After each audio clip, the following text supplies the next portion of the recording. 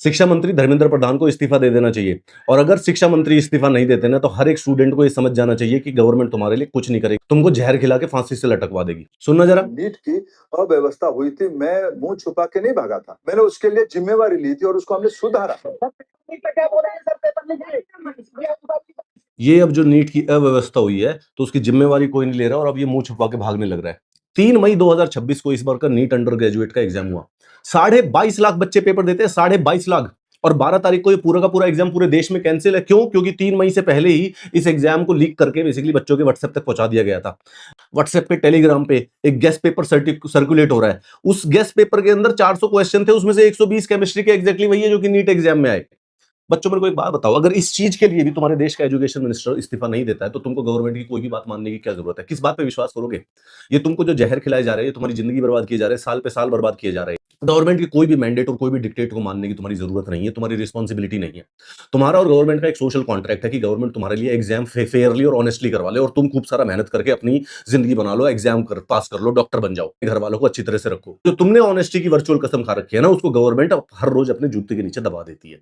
और तो अगर देश के 22 लाख बच्चों का एग्जाम लीक होने के बावजूद भी अगर देश के एजुकेशन मिनिस्टर मीडिया से मुंह छुपा के भाग जाते हैं और वो इसके ऊपर इस्तीफा या रिजाइन नहीं देते हैं, तो तुम भी कसम खा लो कि कोई भी बात मानने की जरूरत नहीं है, क्योंकि ये तुम्हारी सुन नहीं रहे हैं, तुम्हारी बात मान नहीं रहे हैं, because they are taking you for granted. अब एग्जाम रिकंडक्ट होगा, री रजिस्टर करने की कोई जरूरत नहीं, हम खुद ही डेट बता देंगे, कोई एक्स्ट्रा फीस नहीं लगेगी, जो पहले है वो रिफंड कर दी जाएगी, तुम्हारा ताऊ लेके जाएगा एग्जामिनेशन सेंटर तक, वो बस और ट्रेन के खर्चे नहीं लगते देश के अंदर। चीजें गड़बड़ होती है, लेकिन उस गड़बड़ चीजों की अकाउंटेबिलिटी भी बनानी पड़ती है। और अगर देश में नीट के एग्जाम लीक हो रहे हैं, और ये तो अभी वाला लीक का पता चल गया, 2024 की भी वही हालत थी, वो तो पता नहीं चल पा रहा है कि वो लीक हुआ है या नहीं हुआ है। कितने एग्जाम लीक होते हैं, कितने ब्राइट बच्चों के फ्यूचर्स को बेसिकली जमीन के अंदर गाड़ दिया जाता है, और उसके लिए भी अगर एजुकेशन मिनिस्टर मीडिया से मुंह छुपा के भाग जाए, भाई उसको रिजाइन करना चाहिए, उसको रिजाइन करना पड़ेगा, उसका इस्तीफा करवाओ। एक बात की लिमिट होती है ना, हर बात के लिए थोड़ी ना भाग जाओगे। किसी भी बच्चे को गवर्नमेंट के कोई भी मैंडेट और कोई भी डिक्टेट को मानने की जरूरत नहीं है टिल द टाइम तुम्हारे एग्जाम फेयर कंडक्ट ना हो रहे हो। अगर तुम्हारा एग्जाम फेयर नहीं कंडक्ट होता, तो this is not your government.